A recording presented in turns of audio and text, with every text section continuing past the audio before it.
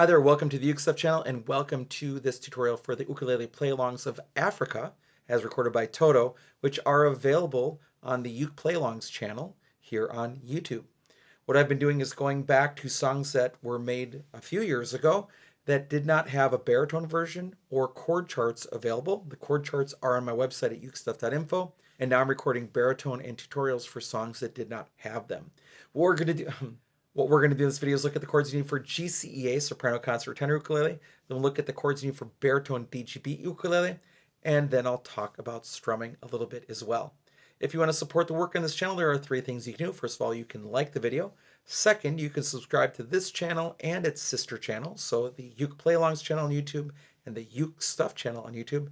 And finally, you can always buy me a cup of coffee to say thank you for making this content at www.buymeacoffee.com/UkeStuff. All right, let's begin with the chords you need for GCEA soprano, concert, or tenor ukulele. First, you'll need a B-flat chord. Now, with the B-flat chord, a lot of beginning players struggle with it. Here's the secret. You want to pull against the headstock. So you put your first finger across strings 1 and 2 right above the first fret, pull against the fretboard. That'll give you most of your sound because you're pulling against the fretboard, you're not pinching. Then you add your thumb for some support, and then add 2 fingers. That's your B-flat chord. Then we've got our D minor chord, our C chord, our E minor chord. I call it the waterfall chord. You put your first finger on the first string, 2nd fret, and then just waterfall down. On GCEA reentrant, which is high G, you can leave the 4th string open. If you're playing this on linear, low G, GCA, you might want to use a 4-finger variation of the E minor chord. Then an A minor chord, an E flat chord. You have 2 options here. You can put your first finger down on the 1st string, 1st fret, and then use your ring finger to bend and play strings 4, 3, and 2. Or you can make it a chord as well and leave the 4th string open, where you put your first finger down and then fingers 2 and 3 cover strings 3 and 2 at the 3rd fret. And then a G minor chord. And those are the 7 chords you need to play Africa by Toto on GCEA soprano, concert, tenor ukulele. Now let's talk about baritone ukulele. On baritone ukulele, you'll need to play the B-flat chord, the D minor chord, the C chord, the E minor chord, the A minor chord, the E flat chord. Couple options for you. You can do it as a bar chord where you put your first finger across all 4 strings right above the 3rd fret and you pull against the fretboard like this with your first finger, and then you add your thumb for some support, and then you play the C shape. If you don't want to deal with a bar chord, what you can do is you can play the D shape at the 3rd fret and don't play the 4th string. That would work too. And then we'll have a G minor chord, which again is a partial bar chord.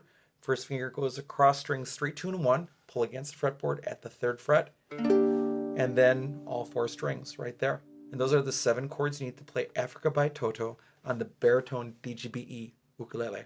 Now let's talk about strumming. As it comes to strumming, first and foremost, there was no ukulele in the original song, so there is not one single right answer.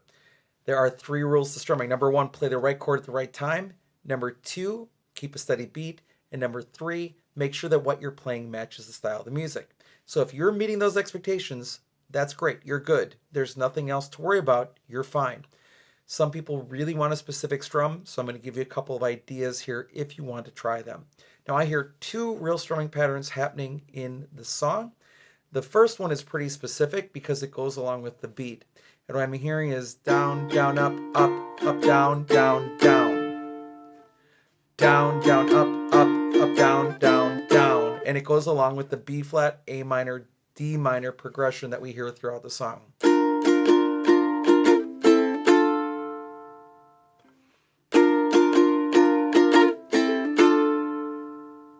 Very slowly, down, down, up, down, down, down. So 3 final downs. Down, down, up, down, down, down. And that happens throughout the song. The second pattern is what we call an island strum, really without a swing here, so it's not really quite the island strum, but that one I'm going to play on a D minor chord, and it's go down, down, up, down, up, down, down, up, down, up, down, down, up, down, up, down, this beginning intro, I can put both of those together when I hit the D minor chord. It's going to sound like this.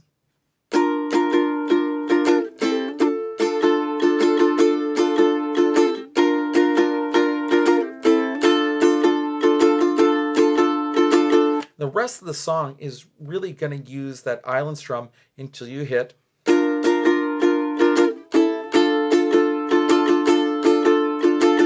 So I'm switching from that original idea into the island strum on that.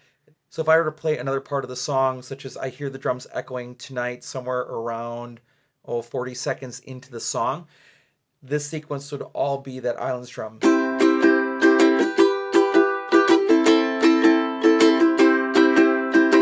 And would keep going with that.